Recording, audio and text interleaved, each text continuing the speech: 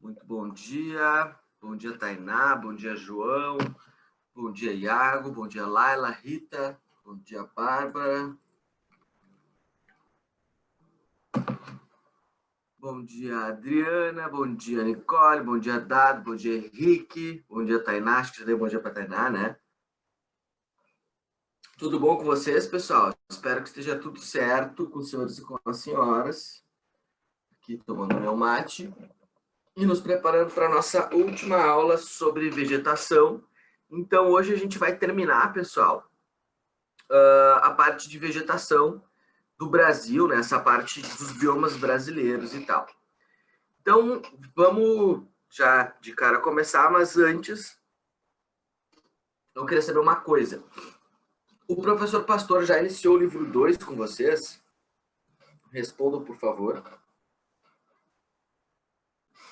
Se o Pastor já começou o livro 2 com vocês.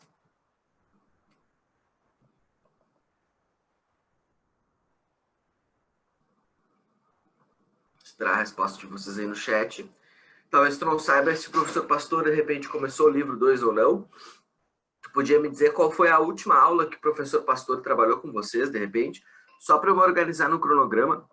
Se vocês souberem, então, me dizer qual foi a última aula que o prof. Pastor trabalhou com vocês. Já me ajuda um pouco.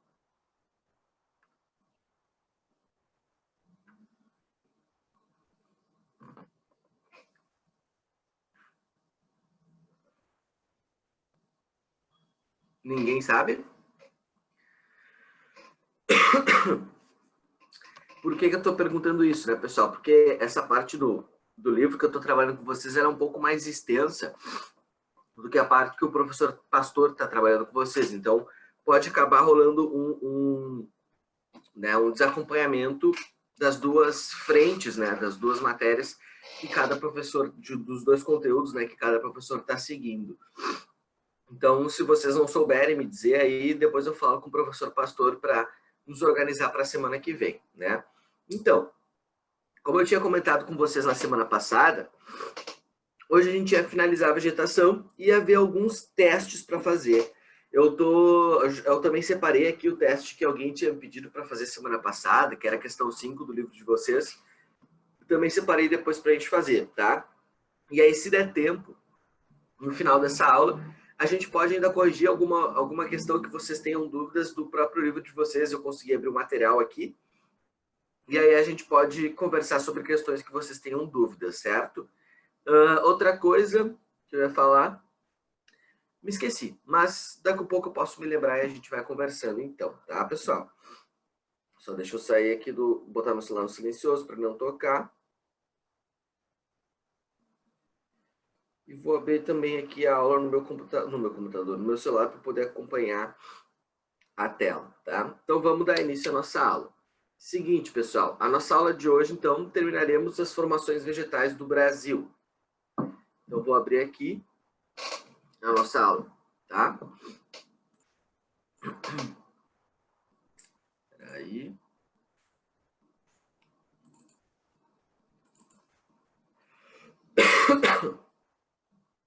Essa é a imagem que está projetada para vocês na nossa aula de hoje. Sempre lembrando, o chat está aberto aqui. Estou de olho, qualquer dúvida, qualquer coisa que vocês queiram falar, é só sinalizar que a gente vê. E aí a gente termina, completa com vocês as ideias, tá? Então, eu vou começar a nossa apresentação de slides. Apresentação dos slides do começo. Beleza, então. Paisagens naturais do Brasil, terceira e última, né? A gente está detalhando bem as paisagens naturais do Brasil. Faltou um I aqui, tá, pessoal? Mas só para a gente dar uma relembrada, né? A gente começou a trabalhar, quando a gente começou a falar da vegetação do Brasil, a gente viu que tinha basicamente duas formas de perceber as paisagens naturais do Brasil. Uma são os biomas, que é como o livro de vocês está basicamente retratando, né? E as outras são os domínios morfoclimáticos. São duas formas de perceber as características das vegetações do Brasil, mas nenhuma delas, né, pessoal, é mais correta do que outra. Cada uma adota um objetivo, cada um adota uma situação para poder produzir né, os mapas e as informações sobre esses domínios, né, ou esses biomas. Só lembrando que quando a gente fala em bioma, a gente está falando principalmente da vegetação, né, da flora e da fauna. Então, quando eu falo do bioma, eu estou falando do conjunto de seres vivos, né, tanto fauna e flora, que vivem num determinado espaço. E, obviamente, eles vão estar condicionados, eles vão estar influenciados pelo clima, né? Já o domínio morfoclimático, a gente trabalha mais coisas do que só fauna e flora. Com o domínio morfoclimático, a gente está trabalhando com vegetação, está trabalhando com relevo, às vezes até mesmo a própria hidrografia é importante, né? Então, os domínios morfoclimáticos é uma visão mais geral, pensando na geografia, sobre as paisagens naturais do Brasil, tá? Então, o que a gente já viu até agora? A gente já viu o domínio amazônico, esse verde que está aí para vocês, que eu estou passando o mouse em cima, né? Que o domínio amazônico também é chamado de terras baixas, né? A gente falou lá do relevo, do domínio amazônico, das características de vegetação. Nós falamos também sobre o domínio mares de morro, que é esse litorâneo aqui, o verde, né? Que tem uma característica marcante. Primeiro, o domínio dos mares de morro, lembrando, é o bioma da Mata Atlântica, né? E uma das características marcantes desse domínio dos mares de morro é justamente ele ter um relevo muito acidentado. Por isso que ele chama domínio dos mares de morro, né? Vários morros agrupados um do lado do outro. Depois nós vimos a Caatinga, né? Aí a gente viu o Cerrado. Depois de ver Caatinga e Cerrado, a gente viu Mata de Araucárias. E aí faltaram aqui as pradarias, né? Ou os campos sulinos, como também podem ser chamados. E algumas vegetações de transição, né? Importante. Quando eu falo em domínio morfoclimático, a gente vai perceber um mapa de domínio morfoclimático, porque essas áreas em branco que estão nesse mapa são conhecidas como as faixas de transição, né? Essas faixas de transição, pessoal, elas vão ter algumas formações vegetais que vão sofrer influência de outros domínios que estão na volta, né? Então, a gente vai ver hoje, por exemplo, um domínio morfoclimático que fica aqui nessa bolinha vermelha onde eu estou colocando, e um outro domínio, que é uma faixa de transição, aqui nesse outro vermelho que eu estou colocando, tá? Então, nós temos essas formações complexas. Depois de ver essas formações complexas, ainda a gente vai ver os tipos de vegetações litorâneas, né? E, por último, falar sobre a mata que fica próxima aos rios, que é a vegetação de mata ciliar. Então, a gente vai ver todas essas formações hoje, e aí no final a gente faz algumas questões, tá? Então, vamos lá. Vou apagar aqui para a gente ir para o próximo slide, para começar a falar das vegetações. Tá certo, pessoal? Então, vamos tocar a ficha. Pessoal, essa é uma imagem que representa muito a metade sul do nosso estado, né? Isso é uma paisagem que representa para vocês o domínio das pradarias, né? Que também pode ser conhecido como Pampa Gaúcho, quando a gente fala de bioma, né? E também pode ser conhecido como campos sulinos, né? Por serem formações de vegetais basicamente de campos do sul do Brasil. Então, tu botou o olho em pradaria, tu tem que pensar no bioma Pampa, tu tem que pensar nos campos sulinos, que são aqui no Rio Grande do Sul, tá? A pradaria é um tipo de vegetação, né? Que é muito parecida com o estepe, que é basicamente vegetação rala, vegetação de pequeno porte, basicamente gramíneas, tá? Então, vamos falar do domínio das pradarias. Bom, pessoal, a localização, obviamente, no Rio Grande do Sul, quando a gente está falando aqui no Brasil. Mas se a gente for parar para pensar em outros lugares do mundo, né? Esse tipo de vegetação também vai acontecer na Argentina e no Uruguai. É uma continuidade nessa vegetação, ela acaba se estendendo pelo território desses outros países, tá? Então, aqui no Brasil, ela acontece no Rio Grande do Sul. O clima das pradarias, né, pessoal, é um clima subtropical úmido, que é o mesmo clima que passa aqui em Porto Alegre, que é o mesmo clima da Mata de Araucárias, com a única diferença de que a Mata de Araucárias está localizada em altitudes mais elevadas do que as pradarias, do que os pampas, tá? Então, a Mata de Araucária, ela está em cima de um relevo que foi produzido quando o Brasil, né, a América, na verdade, se separou da África. Então, se formou um planalto ali de derramamento basáltico, né? Então, o magma saiu de dentro da Terra, se extravasou, né? Saiu para fora na atmosfera e se sobrepôs ao solo. E isso formou o planalto da Mata de Araucárias, que é mais elevado que o Planalto dos Pampas, tá? Então, a maior diferença entre Pampa e Araucária é a altitude que eles vão ocorrer. E, obviamente, o porte também, porque a Araucária é vegetação de grande porte, tem árvores misturada com campos. Já no Pampa, a gente vai ter só campos. No Pampa, pessoal, não tem formação de árvores, a não ser que existam essas árvores próximo aos cursos de rios, que daí serão as matas ciliares, tá? Então, árvore no Pampa tu encontra ou plantada pelo ser humano ou próximo aos corpos hídricos, próximo aos rios que vão formar as matas ciliares. Tirando essas situações, teoricamente não era para tu encontrar árvores de grande porte no Pampa, tá?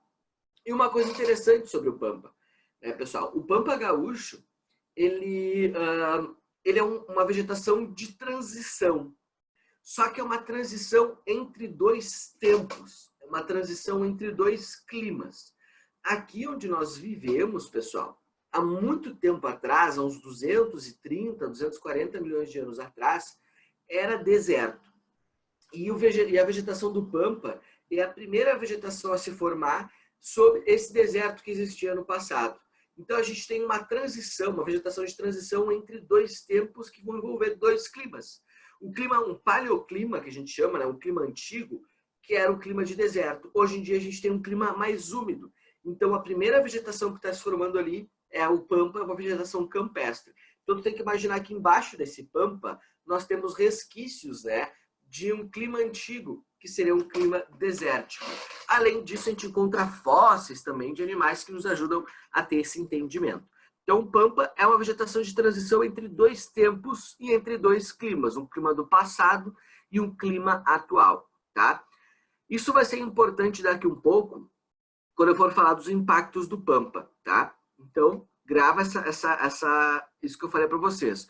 O Pampa é uma vegetação de transição entre dois tempos geológicos, né? Uma vegetação, uma transição entre dois climas, um paleoclima, um clima do passado e um clima atual. Então é uma vegetação muito frágil, né, pessoal? É muito fácil de degradar o Pampa, tá? O relevo do Pampa. Pessoal, o relevo do Pampa é um planalto uruguaio sul-rio-grandense. Isso, pessoal, é um escudo cristalino, tá? Opa, inverti o tamanho das letras. Escudo cristalino. Escudo cristalino, pessoal, é um tipo de relevo muito antigo, tá? Pensa o seguinte, escudo é algo resistente, algo que protege. Então, o escudo cristalino é um tipo de relevo lá do pré-cambriano. Nós ainda não trabalhamos as idades geológicas, né? Mas é um relevo muito antigo, um relevo do passado muito antigo, tá? Escudo cristalino. Bom, quanto à vegetação, a principal característica da vegetação é ter um porte pequeno, né?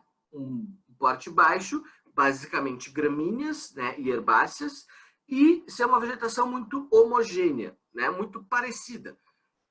Como dá para a gente perceber nessa imagem? Tu vê basicamente gramíneas, né? Tem um tufo de árvorezinha aqui e outro, né? Lembrando que boa parte dessas árvores podem ter sido plantadas pelos seres humanos, né? E aqui vai ter, ó, umas herbáceas maiores, outras menores, tá? Então a gente tem essa aparência do Pampa. E aí é muito comum, pessoal, a gente dizer que o Pampa é feito de campos limpos, tá? Por quê? Quando a gente caracterizou o cerrado, e lembrar que o cerrado também tem herbáceas, só que além das herbáceas, o cerrado ele também tem arbusto. Então, a interação entre herbáceas e arbustos, né, a gente chama de campos sujos, certo? E agora, quando só tem herbáceas com pouca presença de arbustos, né, ou seja, só vegetação de pequeno porte com pouca vegetação de médio porte, a gente vai chamar de campo limpo, tá? Então, campo sujo, herbácea com arbusto. campo limpo, somente herbáceas com pouca presença de arbustos, que é o que caracteriza as pradarias, tá? Então, característica de relevo, de clima e de vegetação. Agora vamos falar um pouco sobre os impactos que esse tipo de vegetação sofre, tá, pessoal? Para isso eu trouxe uma imagem aqui.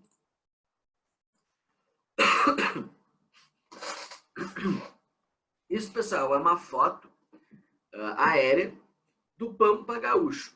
Mas eu acabei de dizer para vocês que o Pampa não tem árvore, ou pelo menos não deveria ter, né? E aí, o que a gente está vendo nessa imagem aí, pessoal?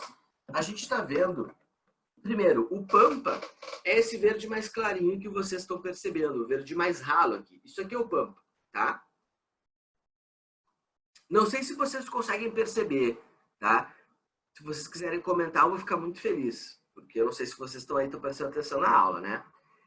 Não sei se vocês conseguem perceber, tem basicamente três formações, três tons de verde, né? Um verde mais ralo, mais claro, esse é o Pampa. Aqui tem um verde mais diverso, né? Dá para ver que tem umas vegetações bem diferentes. Isso aqui é porque está passando um curso d'água, né? Uma região mais baixa, um curso d'água, então isso aqui é a mata ciliar, né? E tem esse verde, ó, pessoal, mais forte, que tá tudo bem quadradinho, né? Esse verde mais forte, esse verde quadradinho, um verde mais homogêneo, é o verde plantado pelo ser humano. E esse é um dos principais impactos que o Pampa vem sofrendo nos últimos anos, tá, pessoal? Que é a silvicultura. Silvicultura consiste na prática de plantar árvores exóticas para produzir algum bem, alguma mercadoria, certo? Então, a silvicultura, pessoal, é uma forma de impactar o Pampa Gaúcho, porque o Pampa Gaúcho ele é feito de vegetação herbácea. Se eu coloco árvore no lugar, eu estou alterando aquele bioma, certo? E o que a gente coloca no Pampa Gaúcho? Essas pragas aqui, ó, pessoal. Não sei se já aconteceu com vocês, de vocês estarem indo para o litoral, ali pela RS 040, para quem vai ali para o litoral metade sul, ali, vai para Cidreira, Quintão, essa parte do litoral, tu passa por várias plantações dessas, né? Não só dessas, tu também vê bastante eucalipto, né? Então, aqui no Rio Grande do Sul, a gente planta muito eucalipto e pinos. E o eucalipto e o pino são super, né, ruins para a vegetação do Pampa. Primeiro, o eucalipto, ele suga boa parte da água do solo e não deixa água para a vegetação herbácea utilizar, certo? E o problema do pinus é que o pinus não é que apenas ele sugue água, mas também essas palhazinhas que estão caindo, aqui essas folhas do pinus, elas são muito tóxicas. E quando elas caem no solo, elas vão deixando ele acidificado, vão deixando ele avermelhado, né? E aí vai matando a vegetação de pequeno porte, matando a vegetação herbácea, tá? Então, um problema que o Pampa vem sofrendo é justamente plantar essas árvores aqui. Então, pessoal, plantar árvore, né, não é qualquer árvore que é bom para a gente plantar, certo? A gente não pode sair plantando qualquer árvore por aí, né? Tem que respeitar as condições daquele espaço. Então, no caso do Pampa, não deveria se plantar essa vegetação aí, que são os pinos, né, pessoal? O pinus é uma praga, tá? O pinus, ele faz a dispersão das suas sementes através do vento. Já a araucária, que é a prima do pinus, né? A araucária, ela precisa de uma interação, principalmente da gralha azul, né? Ela precisa de uma interação envolvendo a fauna do espaço para fazer a disseminação das suas sementes, né? A dispersão das suas sementes. Aqui não, aqui o próprio vento vai fazendo, então por isso que é uma praga, tá? O pinus, ele é um tipo de vegetação que se cria naturalmente próximo ao polo, em regiões de baixíssima temperatura. Então o pinus está adaptado, pessoal, a uma variação, ou melhor, ele está adaptado a condições extremas. Então, se ele se adapta a uma condição extrema, o pinus pode se adaptar em praticamente qualquer lugar. Então, ele se deu muito bem aqui no nosso Rio Grande do Sul. Então, essa prática, tá, pessoal, a gente chama de silvicultura.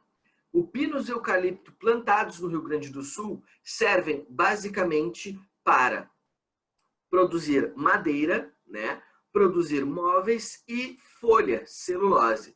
Essas são os três usos, né, que a gente pode ter da plantação dessa vegetação aqui no Rio Grande do Sul.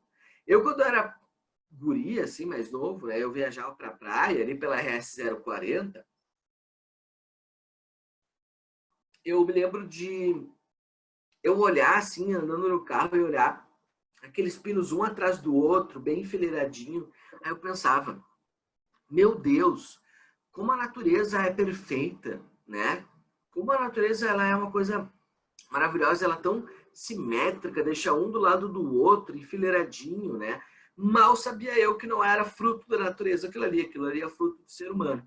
Então, sempre que tu vê, né, na paisagem, que é para ser natural, por mais verde que tenha, né, mas tu vê algo muito retilíneo, tu vê algo muito quadradinho, né, tu vê algo muito organizado, geralmente isso é influência do ser humano, porque a vegetação ela se espalha de uma forma mais natural, né? Quando tu vê um negócio mais enfileiradinho, mais exato, geralmente foi o ser humano que fez, tá? Beleza, então a silvicultura, pirus eucalipto, plantar árvores exóticas para produzir papel, madeira ou móveis, né? É bom o cheiro de eucalipto, né? O eucalipto é uma árvore bonita. O pirus também é uma árvore bonita, né?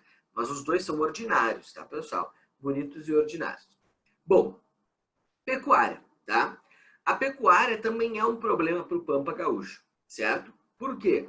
Porque a pecuária ela vai ser um dos principais problemas relacionados a um grande problema de solo, um problema que acontece aqui no nosso estado, tá? Que eu vou circular aqui para vocês, a arenização. E aí agora vai ser importante lembrar o que eu falei no início da aula, que o Pampa é uma vegetação de transição entre dois tempos e dois climas, né? Dois climas, um do passado e um do presente, certo? O clima do passado era aquele deserto. Então, pessoal, quando eu degrado o Pampa, imagina que essa parte de cima da minha mão é o Pampa e essa parte de baixo da minha mão é o deserto. Quando eu degrado o Pampa, eu vou estar dando chance para esse deserto aparecer, né? E o deserto geralmente é formado por areia, né? Então, aqui no Pampa Gaúcho, um dos principais problemas que acontecem, principalmente no oeste, noroeste do nosso estado, é a arenização, tá?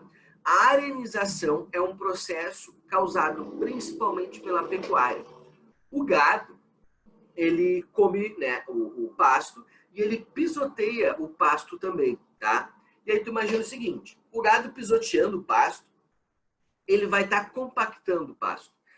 Vai deixar a gramínea, né, o pampa, com o solo bem compactado. E aí, pessoal, qual o problema do solo estar compactado? É que a água vai ter mais dificuldade de penetrar nesse solo, tá? Então, no solo que não está compactado, quando a chuva chove, a chuva vai descer, vai bater no solo e vai penetrar a água no solo, e aí vai seguir o seu processo natural. Agora, com o solo compactado, a água ela não vai penetrar, tá? A água ela vai bater no solo e vai escorregar por cima desse solo, vai escoar. E aí ele vai degradar, vai desgastar o solo, vai deixar o solo exposto, ou seja, vai deixar areia exposta, tá? E aí esse é o problema que nós temos aqui no Rio Grande do Sul, causado pelo Pampa, tá? A cidade que mais sofre com a arenização é uma cidade lá próximo do Alegrete, tá, pessoal? Então, a gente vai ter tanto o gado quanto a pecuária, né? Quanto um maquinário. Se o maquinário for muito pesado também, ele acaba acontecendo, gerando esse tipo de situação, tá? Então, deixa eu só mostrar uma imagem para vocês. Eu esqueci de botar essa imagem no... Ah, tá ruim essa imagem, espera aí. Eu esqueci de botar essa imagem para vocês no material, mas eu vou catar uma aqui na internet para a gente dar uma olhadinha. Espera aí. Essa aqui tá ruim. Quero ver uma imagem legal da arenização. Ó, essa imagem ela tá legal. Espera aí.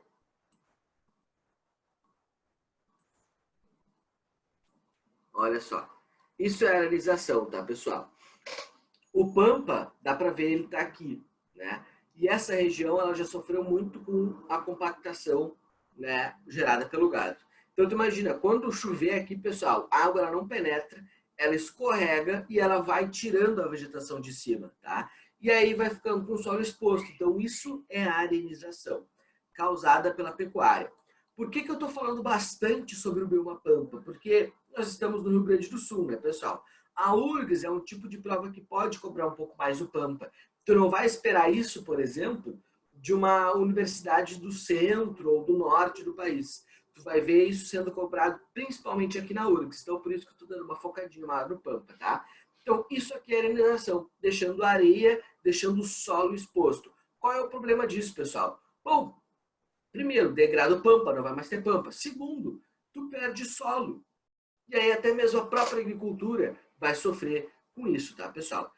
São Francisco de Assis é uma cidade que sofre com a arenização, tá? Deixa eu até pegar uma outra imagem aqui.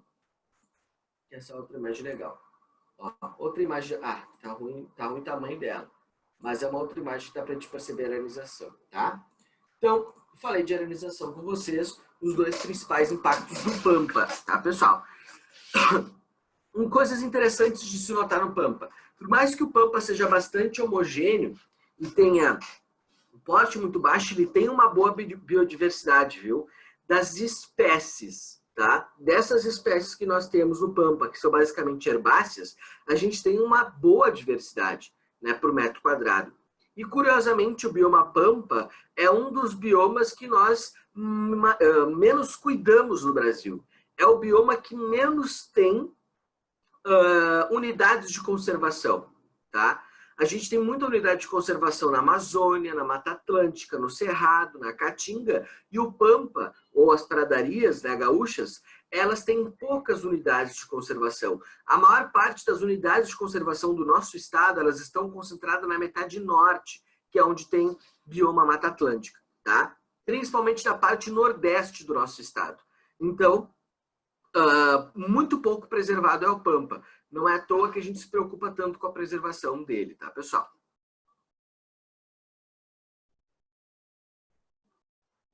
Então, assim, nós fechamos os domínios morfoclimáticos, tá? Agora a gente vai entrar para a zona de transição. Deixa eu voltar lá para aquele mapa, ó. Zona de transição são essas partes em branco, tá? Nós vamos falar agora dessa região aqui, que é o bioma ou vegetação de transição do Pantanal, certo, pessoal? Vamos falar do Pantanal. Então, primeiro, onde é que o Pantanal acontece? Naquela região no centro-oeste do Brasil, ó, e pega um pouco do Mato Grosso e um pouco do Mato Grosso do Sul. O resto do Pantanal se espalha aqui pelo Paraguai, né, se espalha para os outros países, mas no Brasil é Mato Grosso e Mato Grosso do Sul, tá? Não sei se alguém aí já foi para Bonito. Se alguém já foi para Bonito aí e quiser se manifestar, né? Porque até agora só recebi os 3 bons dias e nada mais. Então, se alguém já foi para Bonito, né, pessoal? Bonito é uma cidade que está no Pantanal Mato-Grossense. Então, Bonito, se tu já visitou Bonito, tu conhece basicamente o Pantanal, tá? Então, vamos falar das características do Pantanal. Primeiro, o Pantanal, ele é uma mata de transição, certo? O Pantanal recebe influências da vegetação da Amazônia, da vegetação da Mata Atlântica e do Cerrado. Então, no Pantanal, a gente vai encontrar formações vegetais parecidas com essas 3 vegetações, tá? O Pantanal, pessoal, ele é chamado de vegetação complexa justamente por ele ter diversos tipos de vegetação. No Pantanal, eu não tenho como dizer, o Pantanal tem só herbácea, o Pantanal tem só gramínea, ou o Pantanal tem só arbusto ou árvore. Não, ele tem uma mistura de tudo, tá? Beleza, então. Ó, o clima do Pantanal, pessoal, é o mesmo clima do Cerrado. O Cerrado brasileiro tem um clima tropical semiúmido, que é igual ao clima do Pantanal, né? Semiúmido. Verão quente e chuvoso, né? Aqui botei chuvas, mas é verão chuvoso. Inverno seco. Verão chuvoso, inverno seco. Mesmo clima do Pantanal. Mas por que não é a mesma vegetação? Porque os relevos são diferentes. O Cerrado, pessoal, ele é feito de planaltos, enquanto o Pantanal é feito de planícies, tá? Então, a chuva, quando chove no Cerrado, ela vai embora mais rápido, o Cerrado fica seco mais rápido. Já o Pantanal não, ele está numa planície, numa área plana baixa, né? Uma área muito aplanada. E aí a água ela demora muito tempo para ir embora do Pantanal. Então, o Pantanal... Ó, Paulo Silva, muito bom dia, seu Paulo Silva. Tudo certo, tudo tranquilo. Ó, Paulo Silva falou comigo, né? Vamos lá, então. Então, o Pantanal, pessoal, ele está adaptado a um solo e a um relevo de planícies. É a maior... Grava isso. O relevo do Pantanal é a maior planície alagável continental, né, do mundo. Nenhuma outra área do planeta que esteja num continente está tão alagada quanto o Pantanal. Então, a maior planície alagável do planeta, tá, pessoal? Então, nós temos o Pantanal associado a uma planície. Já adiantei o relevo, tá? Então, planície do Pantanal. E aí tem um rio que drena o Pantanal mato-grossense, que é o Rio Paraguai. O Rio Paraguai, ele é um dos rios brasileiros, né, que divide nós com o Paraguai justamente, né? Então, de uma margem nós temos o Paraguai com o seu Pantanal e aqui também nós temos o nosso lado, nosso território, também teremos o Pantanal. Então, pensa nisso, tá, pessoal? Pantanal, planície inundável, certo? Então, o clima é igual ao do Cerrado, só que o relevo influencia na diferença de formação vegetal que nós teremos no Pantanal mato-grossense, tá? Como eu falei para vocês, o Pantanal ele tem uma altíssima diversidade, tá? Por que ele tem uma alta diversidade? Porque ele tem uma transição, ele sofre influência dessas três vegetações que eu falei para vocês, certo? Então, localização, alta diversidade e aqui algo sobre o seu solo. Uma coisa importante sobre o solo, essa é uma parte importante aqui, grava isso, tá? O solo do Cerrado é um solo alagado, é um solo que está cheio de água dentro dos seus poros. O que é um solo alagado, um solo hidromórfico? É um solo que está saturado em água. Se tu vai para a beira da praia e tu pisa na areia, né, teu pé afunda na areia e tu não encontra água tão facilmente, a não ser que tu cave um monte, né? Na areia da praia, pessoal, o solo ele é um solo arenoso, né? Cheio de areia com pouca água, né? O solo da praia, né, a parte mais superficial, tem muito ar entre os poros, certo? Agora, se tu cavar o solo da areia, tu vai chegar num ponto onde vai ter água, né? Água no meio da areia. Então, o solo saturado do Pantanal é o solo, esses grãos do solo compactados e cheio de água, tá? Então, um solo hidromórfico, um solo saturado em água. E a vegetação que se cria nesse tipo de solo, a gente chama de floresta paludosa. Floresta paludosa é um tipo de vegetação que nós encontramos em solos hidromórficos, solos saturados em água, né? Floresta paludosa, tá? E os problemas, né? Os impactos que o Cerrado brasileiro sofre. Desculpa, que o Pantanal brasileiro sofre. Bom, a pecuária, né? Aqui acho que eu trouxe uma foto para vocês, né? A pecuária, para a gente dar uma observada, é o problema, né? O gado aqui ele está migrando, é o gado pantaneiro que a gente chama, né? Ó, uma região bastante alagada, cheia de água, né? Aqui uma foto para exemplificar um pouco do que é o Pantanal mato-grossense.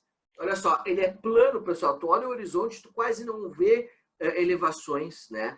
Tu vê muita área alagada. E aqui uma outra imagem do Pantanal. Para vocês verem, ó, tem vegetação de grande porte, de médio porte, por aí vai. Cheio de formação de pequenos lagos também, né? E como nós temos muita biodiversidade nesse espaço, a gente vai ter uma fauna muito diversa também. E aí é muito comum acontecer nesses lugares a caça ilegal, né? A caça de alguns animais que não são permitidos caçar, como onças às vezes acontece, né? Então, um outro grande problema é que tem muito turismo para essas áreas, né? Como eu falei antes, a cidade de Bonito, né? Bonito é uma cidade muito visitada por fazer parte, né, dessa região do Pantanal mato-grossense. Só que para a gente chegar até Bonito, a gente tem que ir por estradas. E essas estradas atravessam grandes áreas preservadas e que é comum ter, né, os animais cruzando as pistas, cruzando as rodovias e acaba rolando alguns acidentes. Então o ecoturismo pode acabar prejudicando dessa forma. Mas o ecoturismo é menos pior do que o turismo desenfreado, né? Porque o ecoturismo ainda tem uma preocupação com o ambiente. No ecoturismo, pessoal, vai ter locais que vão ter, por exemplo, limite de visitantes por dia, né? Então, limite de visitantes por dia para tentar diminuir esses impactos, né? Então, pode acontecer. E é isso daí, então, essa ideia do Pantanal Mato-Grossense. Não sei se o professor Paulo queria falar alguma coisa. Se quiser falar alguma coisa com ele, sinta-se à vontade, viu, professor Paulo? Não sei ainda se está aqui ainda, para falar a verdade.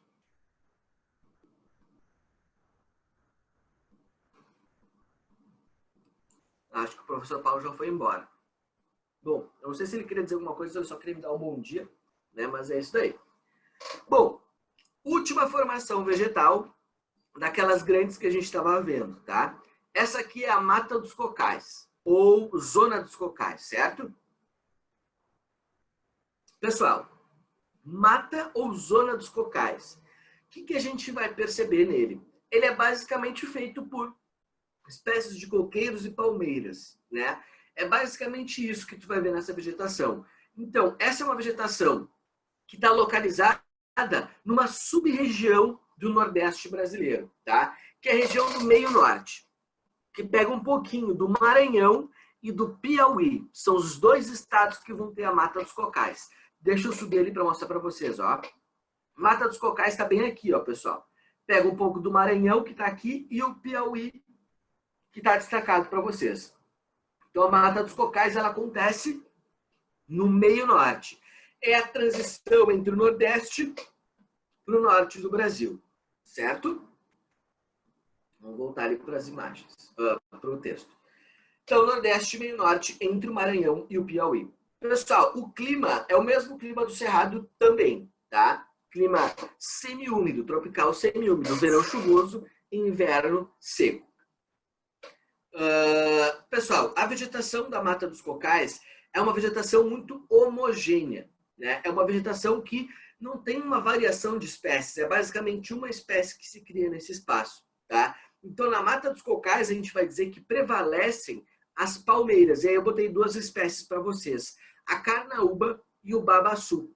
São duas espécies de palmeiras, né, que acontecem nesses lugares. Então, floresta homogênea, só feita de palmeiras, Mata dos Cocais, tá?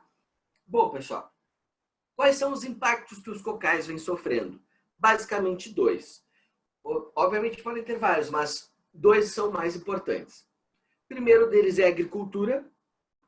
Se lembra quando eu falei para vocês lá da Amazônia, né? Tem o arco do desmatamento, que pega ali de Rondônia, Mato Grosso até o Pará, certo? Então tem que imaginar que é Pará, Tocantins, Maranhão, Piauí, um do ladinho do outro, assim. Então essa agricultura, essa expansão da soja, ela já está chegando na Mata dos Cocais. Ela ainda está expandindo, chegando na Mata dos Cocais, tá? Na aula de hidrografia, a gente vai falar sobre uma região do Brasil, né? Não sei se talvez o professor Pastor, que já trabalhou... Pastor trabalhou agricultura com você já?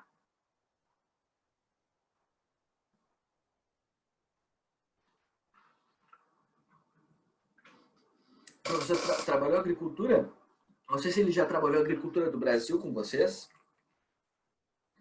Se ele trabalhou agricultura do Brasil ou não trabalhou ainda, enfim, né?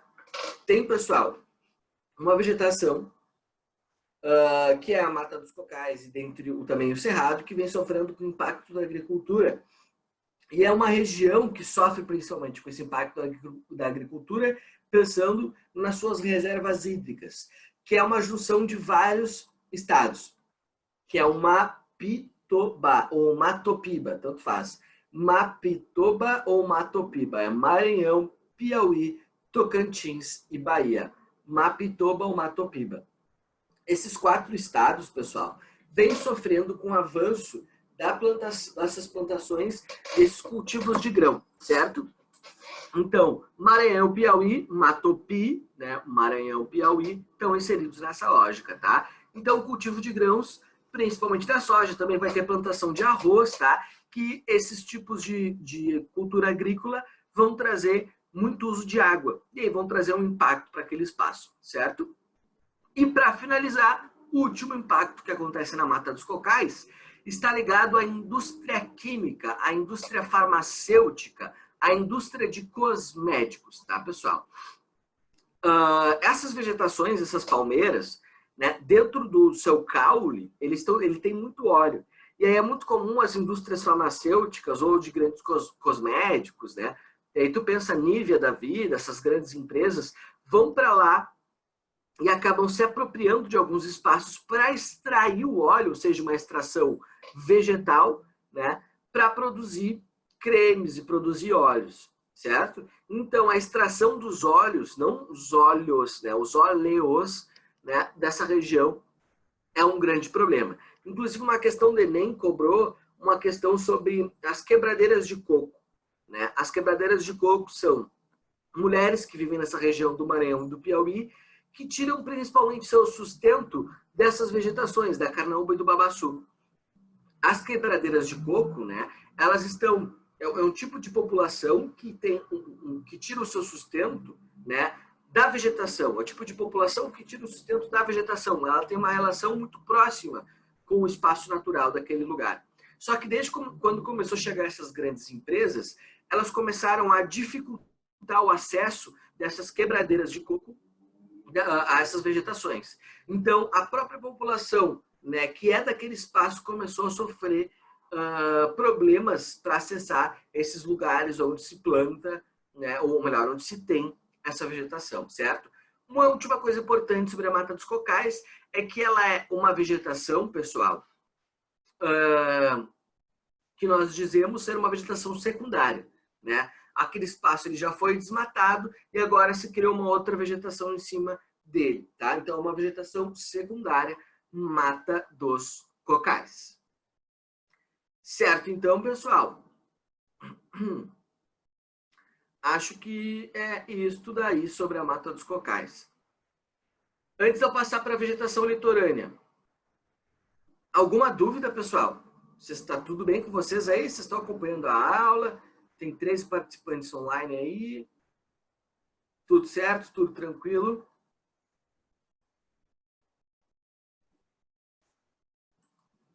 Tudo certinho. Muito obrigado. Tive uma resposta. Estou feliz. Então tá. Então acabamos aqui, tá? As formações vegetais do Brasil. Então eu vou fazer o seguinte, né, pessoal? Vamos fazer o nosso intervalo, é 10h05 agora. 10h05 até 10h20, nosso intervalo, tá? E aí 10h20 pouquinhos. Muito obrigado pela resposta, Bárbara, Dado e Iago, tá? Então, vamos parar por agora, fazer o nosso intervalinho. Voltamos em uma 10h20, mais ou menos, para a gente dar continuidade, para a gente falar de vegetação litorânea e depois falar, né, da mata ciliar. E aí, depois de vegetação litorânea e mata ciliar, nós vamos fazer testes, tá? E aí, eu preciso da interação de vocês, porque quando eu for fazer o teste, eu não vou fazer sozinho. Eu quero que vocês me ajudem a resolver eles depois, tá? Então, eu vou para o nosso intervalo. Daqui um pouco, então, estaremos de volta, certo? Bom intervalo para vocês. Tome um cafezinho, vão no banheiro, façam como uma comidinha e tal. Daqui a pouquinho estamos de volta, tá bom, pessoal? Vou dar um stop aqui. Vou pausar meu vídeo e meu áudio também. Então, até daqui a pouco, 10h20, estamos voltando para dar continuidade à nossa aula, certo? Até daqui a pouco, então. Beijo, tchau.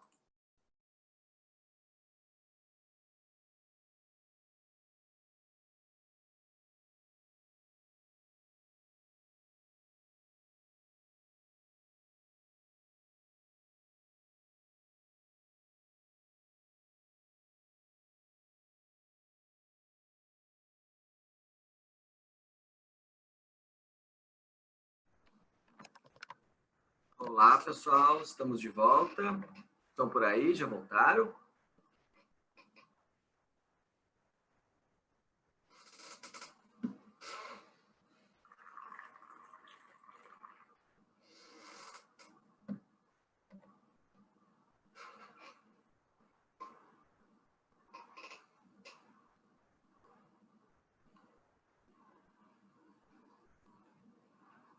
Aê, valeu, Iago. O Iago tá aí, pelo menos. O resto do pessoal tá por aí também.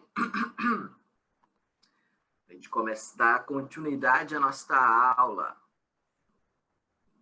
Então, vamos lá. Deixa eu projetar de novo aqui. Vamos lá, então, dale. Então, pessoal, retomando o nosso raciocínio aqui, né? Vamos dar continuidade. Estou de olho no chat, qualquer coisa avise aí. Então, a gente terminou os domínios morfoclimáticos e também aquelas zonas de transição, certo? Agora, pessoal, a gente vai dar continuidade, tá? E vamos trabalhar um pouco sobre a vegetação litorânea. Quando a gente fala em vegetação litorânea, a gente não diz que ela está incluída dentro de nenhum tipo de bioma ou nenhum tipo de domínio morfoclimático, tá? É uma vegetação à parte disso. Mas, geralmente, elas estão associadas à Mata Atlântica ou domínio dos mares de morro, que é aquela vegetação que está mais no litoral, tá?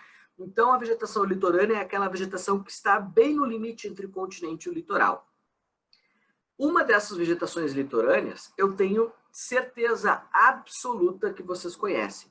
Se vocês já foram para o nosso litoral aqui, vocês conhecem uma delas, tá? Dentro da vegetação litorânea, nós temos dois tipos. Uma delas são, né, as vegetações de restinga, e a outra são as vegetações de mangues, tá? Então, as restingas, vocês veem onde está escrito marisma, né? Tu vê muita restinga no litoral sul, no Rio Grande do Sul, basicamente só tem restinga, e o sul de Santa Catarina também vai ter restinga, e no Nordeste tem um pouco de restinga também, tá? E os mangues que vão aparecer no resto do Brasil. Então, os dois tipos de vegetação litorânea que nós temos, mangues e restingas, tá? Vamos detalhar os dois agora. Essa imagem que vocês estão vendo aí, pessoal, é a imagem de um mangue, tá? O mangue é uma vegetação litorânea que está em contato com o litoral, que a principal característica dela é ser formada por árvores, tá? Vocês podem ver aqui, não são árvores de grande porte, mas são árvores, certo? Essas árvores aí, pessoal, vocês podem ver, essas coisas que estão saindo aqui para fora são as raízes dessas árvores. Então, o mangue é uma vegetação litorânea formada por árvores, tá? Então, a gente encontra no litoral norte, no nordeste e no sudeste o mangue, tá? Também se encontra mangue em Santa Catarina, mas é basicamente norte, nordeste e sudeste, certo? É um ambiente que está associado à variação de maré, tá? Então, o mangue, ele sofre com a entrada do mar no na sua região, e aí depois, quando a maré baixa, o mar vai embora, tá? Então, o mar sobe e desce nos mangues. Então, o mangue está associado, ele está acostumado a ter uma relação com água salgada, tá? Com a água do mar. Então, maré sobe, maré desce. E aí o mangue, ele fica se movimentando. Quando a maré, imagina que o mar está aqui do meu lado, desse lado, onde está minha mão. Então, quando a maré está subindo, o mangue, ele vai indo para um lado. Agora, quando a maré desce, o mangue vai para o outro. Então, o mangue fica se movimentando quando a maré sobe e desce. E aí, essas raízes para fora, essas raízes desse jeito, que vai aparecer para vocês, ó, elas ajudam a sustentar o mangue, tá? Então, o mangue subiu, a raiz ajudou o mangue a se segurar. O mar subiu, a raiz ajudou o mangue a segurar, o mar desceu, mesma situação, certo? Beleza, então. Pessoal, ela está associada com água salgada, tá? E aí, a gente vai ter o tipo de vegetação que se forma ali são as vegetações chamadas de halófitas. Halófita é aquela vegetação adaptada ao ambiente salgado, ao ambiente com muita salinidade. E aí, uma das características dessas raízes saírem para fora do solo para tentar fugir um pouco desse sal, tá? Fugir um pouco desse sal. Então, essa é a característica do mangue, vegetação halófita. Bateu o olho em halófita, tem que pensar no mangue, que é uma vegetação adaptada ao ambiente com muita salinidade. Então, essas raízes aéreas, tá? Pessoal, o mangue é um tipo de vegetação que é muito ameaçada pelas atividades humanas, principalmente por ela estar associada ao ambiente litorâneo, que é onde a gente tem muita presença de seres humanos, né? Então, os seres humanos nesses lugares vão trazer impactos. O que acontece no mangue, tá? O mangue, ele é conhecido como a barriga, né, do oceano. Por que barriga do oceano? Porque muitas espécies, né, de animais vão se utilizar dos mangues para se reproduzir. Então, tem muitas espécies que vão até os mangues para, enfim, se reproduzir e depois retornam ao mar. Como, por exemplo, os caranguejos, né, o siri, tem muito tipo de pesca, né, desses seres nessas regiões. Tem que ser uma pesca, não pode ser predatória, né, a gente tem que separar bem. Quando a gente tem uma pesca tradicional, as pessoas que vivem naquele espaço estão acostumadas com aquele ambiente. Então, elas sabem quando é época de caçar, né, de pescar, e quando é época de não fazer isso. E também sabem que se eles pegarem uma fêmea, eles podem, por exemplo, deixar podem influenciar na produtividade ou na quantidade de espécies que tem ali. Porque se ele pega uma fêmea, ele pode estar pegando vários bichinhos que ainda não nasceram, né, e prejudicando, então, esse tipo de atividade. Então, tem que ser um negócio muito bem pensado. E aí até tem um documentário muito bom, tá? Na Netflix, que fala sobre as paisagens naturais do Brasil. Então, se tu quiser depois dar uma olhada nesse documentário, se eu não me engano, chama Terra Brasil, é o nome do documentário. Depois eu cato direitinho ali para vocês, se vocês tiverem interesse, vocês podem me pedir, que eu mostro para vocês qual é o documentário. Mas o documentário, se eu não me engano, tem 12 episódios e cada episódio trabalha uma região natural do Brasil. E um deles é no mangue, tá? E além disso, um mangue, pessoal, por isso é uma área de muita decomposição orgânica, é uma região que tem muita produção de enxofre, tá? Então é uma área natural que produz enxofre, tá? Porque tem muita coisa se decompondo no mangue, tá bom? Então mangue, essa é a aparência. Vegetação litorânea, formada basicamente de árvores ou arbustos de médio e grande porte, né, que vão estar associados às subidas e às descidas de marés, certo? Isso aqui é um ambiente de alta diversidade, tá, pessoal? Isso aqui é um ambiente que tem muito bichinho vivendo, tá? Então, os mangues são esses aí. Saindo dos mangues, nós temos essa paisagem, que é um outro tipo de formação de formação vegetal litorânea, tá? O mangue é árvore. Isso aí que vocês estão vendo, pessoal, são as restingas. Restinga é um tipo de vegetação litorânea de baixo porte. Nas restingas vocês vão ver basicamente gramíneas, né, herbáceas que ficam nessas dunas, tá? Então vamos dar uma olhadinha. Isso aqui é restinga, dá para ver bastante a diferença, né? O mangue é mais fechado com árvores e a restinga é mais aberta. O solo do mangue, ele não é tão arenoso quanto o da restinga. Então a restinga ela é feita de dunas, né? Então onde tem dunas eu vou ter restingas, certo? Dunas litorâneas, né? Beleza. Então as restingas a gente vai encontrar no litoral do Nordeste e aqui do sul do Brasil, tá? E ela é basicamente feita de vegetação rasteira, herbáceas e arbustos. Pessoal, as restingas, eu vou escrever para vocês, não botei o texto aí, né? Vou escrever restingas. Também podem ser chamadas de jundu ou vegetação de dunas, tá? Então, é uma vegetação que está associada às dunas. E as restingas, pessoal, têm um papel importantíssimo para a proteção das dunas, tá? A gente observa, né, o mar avançando, a gente observa as ondas batendo no litoral. E as restingas, elas meio que são uma barreira, né, para esse litoral. Só que se a gente tira a vegetação que está sobre essas dunas, o vento e o próprio mar, né, eles podem movimentar a duna com mais facilidade.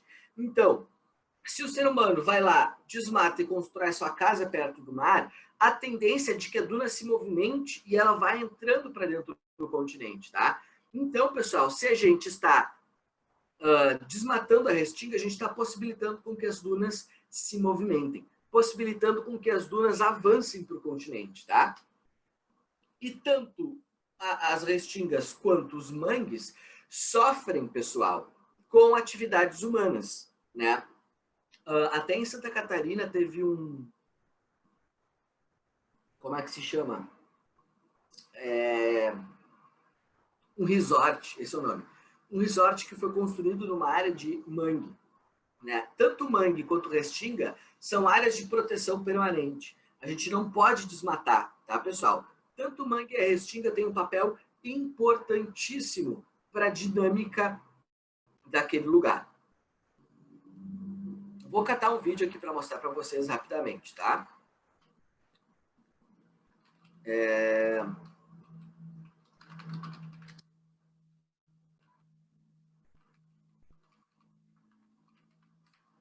Vou catar um vídeo para mostrar para vocês aqui, peraí. É um vídeo que te ajuda a entender um pouco qual é a função do mangue, tá?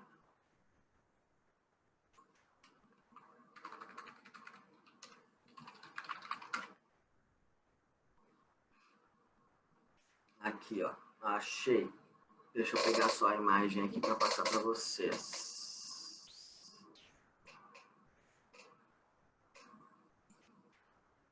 Ó, a importância do mangue a gente percebe aqui, ó. Peraí que deu pau aqui no computador.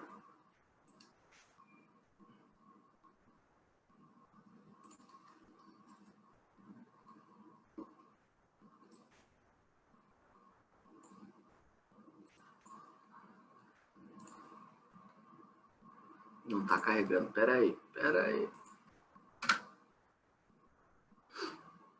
Não sei se vocês conseguem, não sei se dá para ver o vídeo, mas não chegou a carregar completamente, né? Mas olha só, acho que não tá aparecendo para vocês.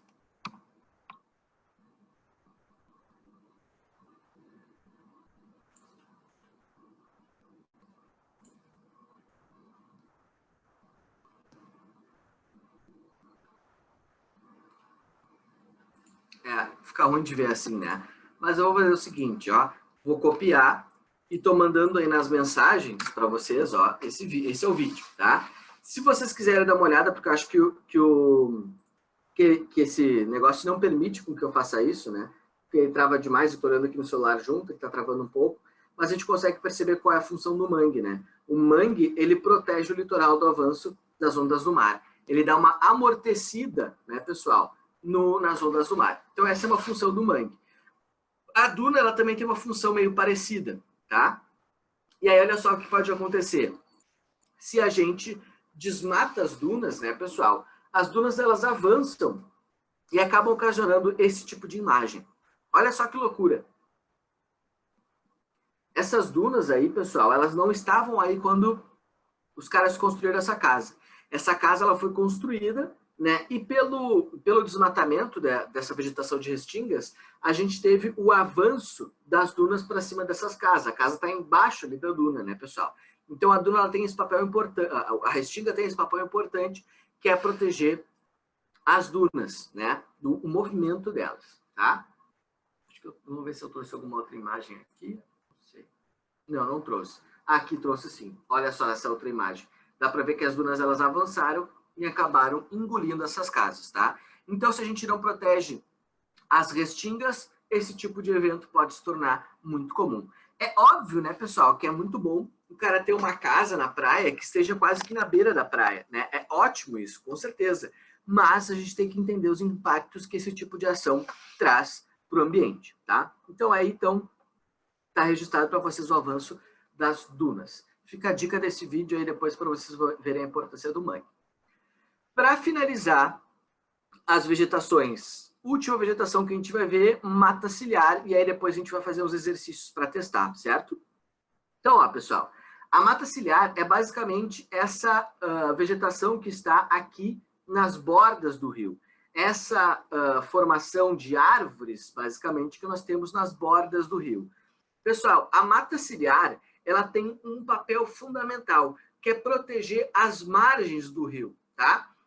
Se eu tenho a mata ciliar, o rio, ele é mais estável. Se eu tiro a mata ciliar, o rio fica muito instável, tá?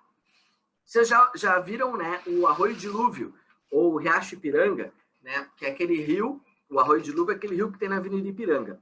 Há muito tempo atrás, o Riacho Ipiranga, o Arroio Dilúvio, ele tinha mata ciliar, tá? Só que aí que tá, ele tinha uma condição natural.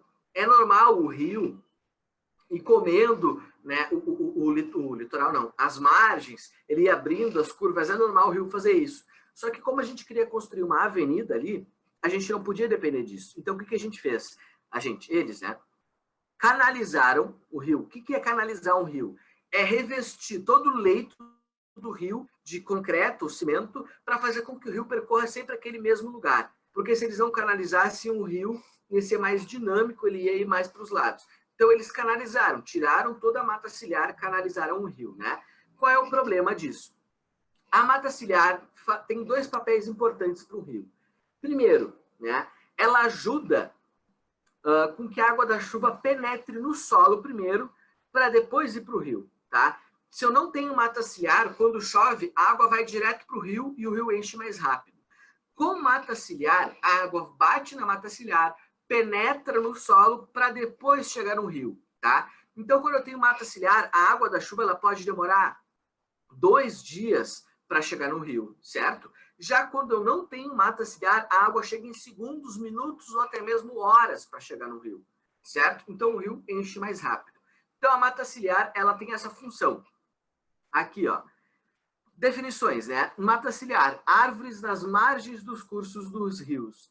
A mata ciliar, pessoal, é uma área de proteção permanente. Ou seja, teoricamente, eu não posso ocupar esses espaços e eu não posso desmatar a mata ciliar. Teoricamente, né? Na teoria, eu não posso fazer isso. Mas tem muita gente que faz. Então, é uma área de proteção permanente. Então, eu botei aqui para vocês, ó. Auxiliam na penetração da água da chuva, diminuindo as chances de enchentes e recarregando as águas subterrâneas. Então, se eu tenho mata ciliar, eu diminuo a condição de ter enchentes, porque eu retardo, eu faço com que a água demore mais tempo para chegar no rio. Tirando a mata ciliar, a água chega mais rápido, e aí o rio enche mais rápido também, tá? Isso é uma questão cultural, né, pessoal? Há muito tempo atrás se pensava que se eu revestisse o solo de asfalto ou concreto, eu ia fazer com que essa água fosse embora mais rápido.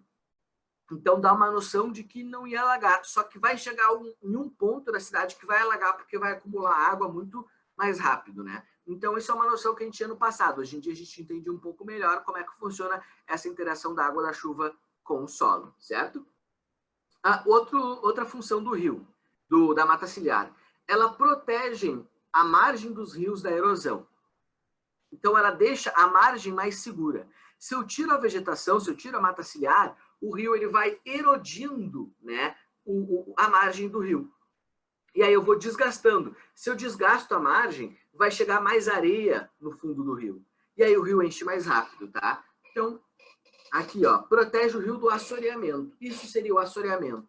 Choveu sem mata ciliar, desgastou aqui as margens, chegou mais erosão no leito do rio. E aí mais sedimentos no leito do rio. E aí todos esses sedimentos, ó, pessoal, ficam acumulados no leito do rio e o rio extravasa mais rápido. É isso que acontece no Riacho Ipiranga. Por isso que sempre tem no Riacho Ipiranga um monte de patrola, um monte de trator tirando areia do fundo do rio. Então a gente tem que fazer isso em todos os setores do rio para o rio não encher muito rápido. É muito comum ter uns bancos de areia no meio do Riacho Ipiranga, né? Porque isso é o assoreamento, tá? Então a chegada de um monte de areia dentro do rio. Com a mata ciliar, as raízes ficam mais, as raízes das vegetações seguram mais o solo e aí diminui a quantidade de sedimento que chega no rio. Então, quando tu vê um rio, pessoal, com água bem clarinha, com água quase transparente, quer dizer que tem pouco sedimento nesse rio. Agora, se tu vê um rio com uma coloração mais escura, como é o Guaíba, como é o Riacho Ipiranga, quer dizer que tem muito sedimento nesse rio. Não é só a poluição que deixa o rio naquela coloração, tá? É o sedimento. Sedimento é areia, então é areia em suspensão, certo? Então, a mata ciliar protege os rios da erosão e também da poluição. E, obviamente, né, sofre impacto humano, principalmente por causa da construção de casas em ambientes de risco, né? Próximo à mata ciliar, a mata ciliar ela está sujeita à subida do rio. Então, tem gente que tira a mata ciliar, constrói essa casa, quando vem uma chuva, fica embaixo d'água, né? Então, isso é muito comum. E, geralmente, são as populações mais pobres que ficam nesses espaços, né? A população que tem menos recursos, ela acaba tendo que sobreviver e se adaptar a esses ambientes, né? Geralmente, essa população vai morar em costas de morros ou próximo às margens desses rios, tá, pessoal? Ó, e uma mata ciliar, como eu falei aqui, é uma área de proteção permanente. Eu não posso desmatar, tá? E aí, pessoal, como é que funciona? Na nascente do rio, onde o rio nasce, tem que ter um raio de proteção de 50 metros, tá? Então, nesses 50 metros próximo à nascente, eu não posso desmatar, não posso plantar e não posso construir. É uma área de proteção permanente, tem que proteger, tá? Um raio de 50 metros. E aí, essa área de proteção, pessoal, ela varia de acordo com o tamanho do leito do rio, né? A distância de margem a margem. Então, se um rio tem uma largura menor que 10 metros, a mata ciliar, a área de proteção, é de 30 metros em cada margem. Agora, se um rio ele é maior, percebam que a área de proteção, a mata ciliar, ela aumenta. Mesma coisa aqui, tá? Então, quanto maior for o tamanho do rio de margem a margem, a mata ciliar tem que ser maior para os dois lados. Certo? E olha só que loucura. Como isso até prejudica, ou melhor, influencia até mesmo na definição de como a gente vai chamar os corpos hídricos. Aqui o Guaíba. Já deve ter ouvido falar que existe ou existiu uma polêmica sobre o Guaíba ser um rio ou um lago. Qual é o problema? Ou melhor, qual é a ideia? Se a gente classificar o Guaíba como um rio, se o Guaíba for reconhecido como um rio, né, ele vai ter que ter uma mata ciliar protegida. Que aí, como o Guaíba é muito grande, essa mata ciliar protegida deveria estar dos dois lados. E aí metade de Porto Alegre ia estar dentro dessa mata ciliar, ia ser um grande problema, né? Mas se a gente define o Guaíba como um lago, aí a gente vai ter 30 metros de área de proteção apenas, certo? Que aí se encaixa melhor um pouco o Guaíba, tá? Lá o Iberê Camargo, por exemplo. O Iberê Camargo, aquele museu que fica lá na Zona Sul, ele está a 32 metros da margem do rio, do lago, né? Então, pessoal, ele está já no limite da área de proteção, tá? Então, isso até influencia na hora de classificar o Guaíba como um rio, como um lago. A grande briga jurídica é por causa disso, né? Então, mata ciliar, certo, pessoal? Fechamos, então, as vegetações, tá? E aí eu coloquei só esse mapinha de vegetação do Brasil para a gente dar uma olhada numa coisa. Do Rio Grande do Sul, desculpa, né? Se a gente olhar o nosso estado, a gente vai ver que existe um detalhamento um pouco mais específico quando a gente fala da vegetação, né? A metade norte do nosso estado tem o bioma Mata Atlântica, a metade sul tem o bioma Pampa, tá? Então, aqui é Campos, aqui isso que vocês estão vendo em marrom é a Mata dos Pinhais ou as Araucárias, e o resto que vocês estão vendo em verde é uma vegetação de Mata Atlântica, que a gente encontra aqui em Porto Alegre também, próximo a Porto Alegre aqui, tá? Ó, nas margens do Rio Uruguai, a gente vai ter uma vegetação mais exuberante, certo? Então, tem influência e a presença de matas ciliares. Então, florestas, né, mata subtropical, muito parecida com a Mata Atlântica, mata de araucárias nessas regiões mais altas do nosso estado, e aqui na depressão, nessa região, a gente vai ter mais Mata Atlântica e o resto é campos, e a vegetação litorânea, que é basicamente feita de restingas, né? Todo o braço do litoral do Rio Grande do Sul, restinga, tá? Então é restinga, campos, pampa, né? Mata Atlântica e mata de araucárias. É assim que a gente tem a divisão da vegetação do nosso estado, certo? Coloquei esse mapinha, então, só para a gente entender. Essas regiões onde estão pintadas de marrom, pessoal, isso daí são as regiões de maiores altitudes do Rio Grande do Sul, que é onde a gente vai ter a presença de mata de araucárias, tá? Então, a mata de araucárias está associado a grandes altitudes. Certo? Então, finalizamos. Agora, vamos fazer questões, tá? E aí, eu vou precisar do auxílio de vocês para a gente resolver essas questões aí. Primeira questão que eu estou trazendo para vocês é a questão de 2015, 56 de 2015 da prova da URGS, tá, pessoal? Questão de 2015, então, da prova da URGS. Então, leiam comigo, vamos tentar resolver comigo aí. Vou tomar um gole de mate primeiro, que eu estou ficando com a boca seca. Bom, considere as afirmações abaixo sobre os domínios morfoclimáticos propostos pelo geógrafo Aziz Absaber, os quais resultam da interação de clima, relevo e vegetação e constituem paisagens próprias. Então se lembra, né? A gente pode classificar as vegetações do Brasil tanto através de biomas como domínios morfoclimáticos. Mas a URGS, ela gosta mais de cobrar domínios morfoclimáticos, por isso que eu foquei nesses estudos, tá, pessoal? Então, número 1. Aí eu quero que vocês me digam se é verdadeiro ou falso, se é verdade ou mentira, tá? O domínio dos mares de morro, onde predomina o relevo mamelonar e a Mata Atlântica. Verdade ou mentira? Verdade. Muito obrigado, Dado. Valeu pela resposta. Verdadíssima, né? Número 2.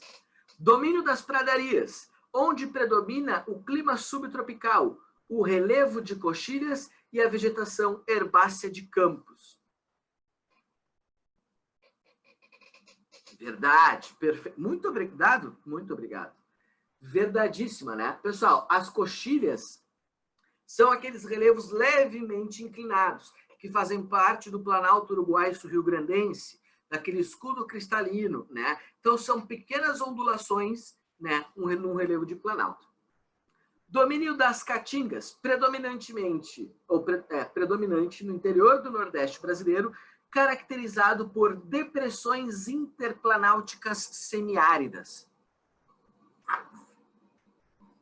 E aí? Te lembra que a caatinga tem um clima seco? E uma das razões para a caatinga ter um clima seco é que ela está no meio de dois planaltos. Tem planalto da Borborema no litoral e um outro planalto mais no interior do continente. Então, é uma depressão interplanáutica, uma depressão entre dois planaltos. Verdadeiríssimo, tá? Então, as três estão corretas. Letra E é a nossa resposta. Então, essa é uma questão da URGS do ano de 2015, certo? Vou apagar aqui, então, para a gente ir para a próxima. Acho que nenhuma dúvida aí, né? Questãozinha bem de boas, bem tranquila. Vamos para a próxima questão. Ó, essa aqui já é um pouco mais difícil, tá, pessoal? Ah, importante, só deixa eu mostrar uma coisa para vocês. Eu botei os gabaritos, tá? Aqui no final, ó. Aqui, opa, aqui estão os gabaritos, tá? Beleza, vamos ver aqui. No bloco superior, abaixo, estão listados os nomes de 4 biomas brasileiros. No inferior, a caracterização de 3 deles. Associe adequadamente as características aos respectivos biomas, tá? Então, vamos ver essa alternativa aqui. Então, vamos, de repente, fazer o seguinte. Ler primeiro as de baixo e depois olhar para cima, tá? Então, deixa eu só pegar aqui um negocinho para anotar. Ó, desenvolve-se em áreas permanentemente inundadas, com águas de circulação lenta. Pessoal, isso aqui que ele está te descrevendo é o Pantanal. Pantanal, tá? Beleza, esse é o nome do domínio morfoclimático, o nome do bioma. E aí eu falei para vocês agora há pouco, que quando nós temos uma vegetação desenvolvida em áreas inundadas, em áreas com solo hidromórfico, com solo saturado em água, né, a gente chama de floresta paludosa, tá? Então, essa daqui, número 3, floresta paludosa. Águas, solo hidromórfico, solo saturado em água, vai ser a característica do Pantanal. Nós teremos, então, a floresta paludosa. Deixa eu apagar esse Pantanal, que ficou horrível aqui, né? Eu vou escrever Pantanal, mais fácil. Esse que tem um texto aqui. Então, isso é o Pantanal. Deixa eu apagar aqui para colocar a resposta, né? Número 3.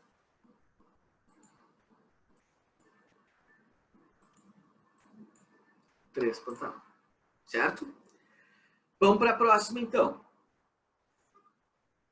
Encontra-se sob o clima subtropical, sem estação seca e, embora haja dominância de uma espécie, a araucária angustifolia, apresenta uma submata desenvolvida. Então, ele está falando da araucária. Bom, a araucária a gente sabe que não é manguezal. E agora, é floresta ombrófila mista ou floresta ombrófila densa? Pessoal, qual a diferença entre essas duas? A floresta ombrófila mista, ela é mais aberta. A floresta ombrófila densa, ela é mais fechada. como a Amazônia. Tá? Então, a Amazônia é um exemplo de floresta ombrófila mista. Desculpa, densa. Vou botar aqui, Amazônia. Floresta ombrófila mista, a gente vai ter algumas aparecendo na Mata Atlântica e na Mata de Araucária, tá? Araucária. Beleza. Então, Mata Atlântica e Mata de Araucária, floresta ombrófila mista, essa daqui, número 1. Já temos um gabarito assim? Já temos um gabarito assim. Ó, gabarito vai ser letra B de bola. Ó, a última. É um bioma de interface situada sobre um pântano salobro, composto pela mistura de águas de drenagem dos continentes e do oceano. Então, se a água do continente com o oceano está em contato com o litoral, a vegetação é a vegetação litorânea, e uma delas aqui, o manguezal, número 4.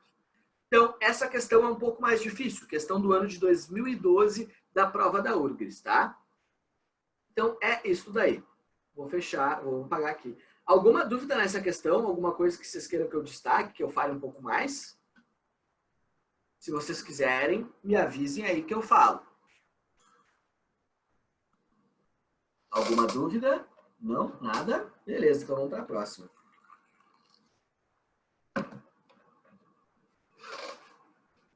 Deixa eu apagar ali que ficou um negocinho para apagar. Aqui. Próximo, então. Ó, questão 64 de 2013 da prova da URGS. O mapa abaixo representa os estudos realizados pelo geógrafo Aziz Nassib Absaber sobre os domínios morfoclimáticos do Brasil, que resultam da interação entre relevo, clima e vegetação. Tá? Beleza, então ele colocou um mapa para vocês, alguns números em cima de algumas regiões, né? O número 1, número 2, número 3 e número 4. A questão ela vai te pedir a relação disso, então eu já vou colocar para vocês aqui do lado, porque o resto da questão está no outro slide. Então, o número 1, pessoal. Qual é o domínio morfoclimático número 1? Bem simples, né? Domínio dos mares de morro. Certo. O número 2. Ó, mares de morro está aqui, onde está meu mouse. O número 2 está aqui, onde está o Cerrado brasileiro, né? Então, número 2, domínio do Cerrado. O número 3, pessoal, é o domínio das araucárias, tá? E o número 4 são as chamadas faixas de transição. Lembrando, Pantanal e Mata dos Cocais nesses dois. Vamos para o próximo slide. Então, ó, considere as seguintes afirmações a respeito dos domínios morfoclimáticos e a respectiva localização no mapa, tá? Domínio da Caatinga, 1 no mapa. Ó, a gente já viu que é mentira, que o número 1 é o domínio dos mares de morro, né? Então, já vamos deletar aqui. Não é o domínio da Caatinga, tá? Então, aqui tá errado. Número 2. Domínio do Cerrado, número 2 no mapa. Ó, domínio do Cerrado, número 2 no mapa. Pode ser. A vegetação tem sido intensamente alterada para dar lugar às áreas de pastagem e para instalação de lavouras, sobretudo o cultivo da soja. Perfeito, pessoal. Né? A grande característica para o Cerrado brasileiro ser um hotspot, uma vegetação de alta diversidade, já muito impactada, já muito desmatada, são as atividades agrícolas, que começam substancialmente a partir da década de 60, que é quando a gente tem novas práticas agrícolas que melhoram, né, as plantações e tornam possíveis a gente plantar em áreas que antes a gente não conseguia. Então, de fato, o Cerrado brasileiro começou a ser dominado, começou a ser impactado desde a década de 60 por causa da área de pastagem para o gado e também por causa das lavouras de soja. Tá, então, de cara, já dá para a gente deletar a A, porque a 1 está errada, a B, porque a 1 está errada, e aqui, ó, a letra E, porque o número 2 está correta, tá? Então, provavelmente agora a gente vai saber qual é a resposta. Domínio das araucárias, 3 no mapa, verdadeiríssimo, tá? A gente viu o número 3 das araucárias. Região caracterizada pela presença de planaltos em estruturas dobradas, com muitas serras e morros. Tá errado isso daí, pessoal. Errado, tá? Essa 3 está errada por quê? As estruturas não são dobradas. Pessoal, estrutura dobrada é quando a gente tem colisão de placas, que é o caso dos dobramentos modernos ou os dobramentos antigos. No caso do domínio das araucárias, não tem dobramento. Para ter dobramento, tem que imaginar que um dia placas tectônicas se chocaram. Nas araucárias, não. Nessa região das araucárias, como eu falei para vocês agora há pouco, esse planalto se formou quando América e África se separaram. E aí saiu o magma e formou o planalto. Não é um dobramento, é um extravasamento de magma, tá? Então é por isso que essa daí está errada, certo? De fato, essa região é cheia de serras e morros. É uma região de planalto, mas o erro é a estrutura dobrada. Então, olha só a dificuldade dessa questão, né? Ela está falando de estrutura de tipo de relevo. Então, estrutura dobrada, pessoal, no Brasil, a gente não tem dobramento moderno, tá? Aqui é somente um derramamento de lava, um derramamento de magma. Então, a 13 está errada. Então, tu já deleta a letra C aqui e só sobra a letra D. Mas vamos ver aqui, ó. Faixa de transição número 4 do mapa, áreas intermediárias que possuem características ambientais de 2 ou mais domínios morfoclimáticos, como é o caso do Pantanal Mato-Grossense. Perfeito, número 2 e 4, resposta dessa questão. Então, vocês podem ver uma questãozinha mais chatinha, né? Um detalhezinho, né, que desclassificou a número 3, tá? Então, vamos apagar aqui. Acho que se pá, tem mais uma. Vamos ver.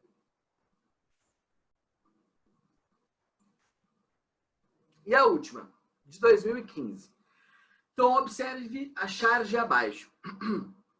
Aí tem lá uns caras num OVNI, né, um disco voador, olhando para a Terra e falando. Tá ruim de entender. Na Amazônia, eles destroem a floresta para fazer campo. E no Sul, destrói o campo para fazer floresta, né? Então, essa crítica, né, na charge deve ser o quê? Letra A. A ampliação da atividade pastoril no norte do Brasil e a silvicultura de eucaliptos do sul, que acarreta a degradação desses biomas. Pessoal, perfeito. Letra A é a resposta. Letra A está completamente correta, tá, pessoal? Por quê? No norte do Brasil, no arco do desmatamento, na Amazônia, estou desmatando para botar o gado lá. E aqui no Rio Grande do Sul, nós estamos colocando árvores no lugar do campo. Então, a gente está invertendo a lógica, né? Então, letra A é a resposta. Mas vamos ver o que está errado nas outras, né? Letra B. As queimadas no noroeste do país e a recuperação da vegetação original para uso farmacêutico. Viajou, né? Recuperação da vegetação original, pessoal, não. Isso não está acontecendo no Pampa, né? Isso a gente está trazendo uma vegetação exótica para cá. Então, não é a recuperação da vegetação original, tá? Letra C. A biopirataria e ao plantio de pinos nas áreas desmatadas para utilização comercial. Não é plantar pinos em áreas desmatadas, é plantar pinos em cima do Pampa, tá? Letra D. Ao agronegócio que se expande do norte, beleza, verdade. E o resto, ó. E ao reflorestamento de áreas da Mata Atlântica para uso na indústria de cosméticos. Pessoal, não é reflorestamento na área de Mata Atlântica. A crítica dele é o impacto no Pampa, né? Beleza, não é o reflorestamento, é a silvicultura. E a última, a expansão no cultivo de grãos no norte do país e o reflorestamento com araucárias nas áreas de campos no sul do Brasil para a indústria moveleira. Não, pessoal. No sul, no Pampa, não tem araucária. Araucária é na serra, na parte norte. Então, a gente não refloresta o Pampa Gaúcho com araucárias, tá? Então, letra A é a resposta, certo? Então, vou apagar tudo aqui. Se ficou alguma dúvida nessa questão, avisem.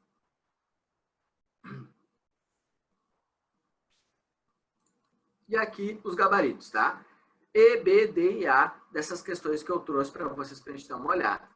Então, pessoal, está quase chegando o nosso horário. Só vou trazer uma questão que me pediram na semana passada. Se eu não me engano, se o aluno está aí, pessoal, me confirma, tá? Essa questão 5, que me pediram para fazer semana passada, né?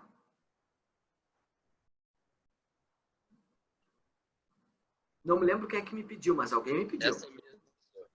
Essa aí, olha só, alguém falou, meu Deus, temos um avanço. Valeu, Dado, essa aí mesmo. Então vamos lá.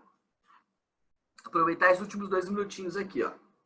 Então, deixa eu dar um zoom só aqui, para ficar mais fácil de ver. Então, questão da Unesp de São Paulo, tá? Conseguem ler? Deixa eu dar mais um zoom, acho que tá muito pequeno para vocês lerem. Opa, agora o zoom ficou grande demais. Tá. Então, ó, pessoal. As fortes chuvas na região litorânea do Nordeste causam problemas a moradores de pelo menos 4 capitais, Maceió, Recife e João Pessoa, com transtornos e ruas alagadas nessa quarta-feira. E aí uma coisa importante. Essa questão ela te coloca, ó, pessoal, uma data, tá? Às vezes ele te dá uma dica e a gente nem percebe, tá? A data aqui, ó, 3/7 de 2013. Pessoal, 3/7. 7 é julho. Julho é inverno. E aí tu tem que te lembrar que no inverno, a massa polar, a massa de ar polar, ela entra para dentro do Brasil. E às vezes ela consegue chegar ao sul da Amazônia e ao Nordeste também, tá? E aí tu te lembra, quando a massa polar atlântica ela chega no Brasil, ela ajuda a produzir as chuvas frontais, né? Então te lembra disso. Então, Natal ainda se recupera da maior chuva do ano, registrada nessa terça-feira, tá? Beleza. As fortes chuvas que atingem Salvador desde a madrugada provocaram alagamentos de diversas ruas da capital baiana nessa quarta-feira, mesma data, 3/7 de 2013.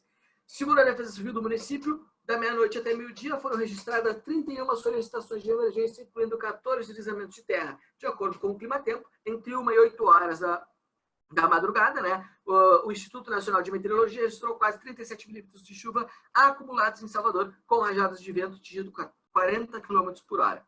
Então, mesma coisa, te deu a data ali, já te ajuda um pouco, tá?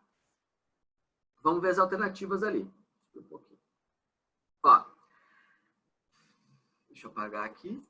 Então, a maior ocorrência de chuvas entre os meses de maio e junho, ou melhor, julho, maio e julho. Maio, abril, junho, julho, agosto. Esses meses, né, registram a chegada do inverno e o inverno, né? Então, por que acontecem essas chuvas no Nordeste brasileiro? Vamos ver as alternativas aqui, tá? Letra A. A atuação dos ventos alívios e a formação de áreas de alta pressão atmosférica. Pessoal, alta pressão é seca. Tu nunca vai ter chuva com alta pressão, tá? Então, tu cancela a letra A por causa disso. Alta pressão é seca. Letra B. Atuação dos ventos alísios e a ação de frentes frias. Ó, o que eu falei para vocês? Massa polar atlântica traz frente fria. Por enquanto, essa é a questão. Vamos deixar ela de cantinho aqui. Essa questão, essa alternativa. Vamos para C. A atuação de zona de convergência do Atlântico Norte e a formação de tornados. Pessoal, tornados no Nordeste, não é comum ter formação de tornados no Nordeste, tá? Opa, pulei a C. A atuação de frente fria e a formação de tornados. Mesma coisa, não tem tornados no Nordeste. O Nordeste sofre com os alísios. Os alísios estão na zona tropical. O Nordeste está na zona tropical, então o alísio influencia ali, né? E a letra E. A atuação da zona de convergência do Atlântico Norte e formações de alta pressão atmosférica. De novo, alta pressão é seca, então não tem como ser. Então, gabarito, letra B, de bola, porque tem a atuação dos ventos alísios e a ação das frentes frias. Frente fria, tu lê massa polar atlântica. Certo, pessoal? Então, só para tirar, não sei se eu tirei tua dúvida, foi o Dado que tinha pedido essa questão, né? Não sei se eu tirei tua dúvida, a resposta é letra B de bola, e é isso daí que eu separei para a nossa aula de hoje. Já invadiu o tempo da aula do professor Giovanni, que já está online aí, senhor Giovanni de Mello. Então, pessoal, é isso daí. Vou liberar a aula para ele, né?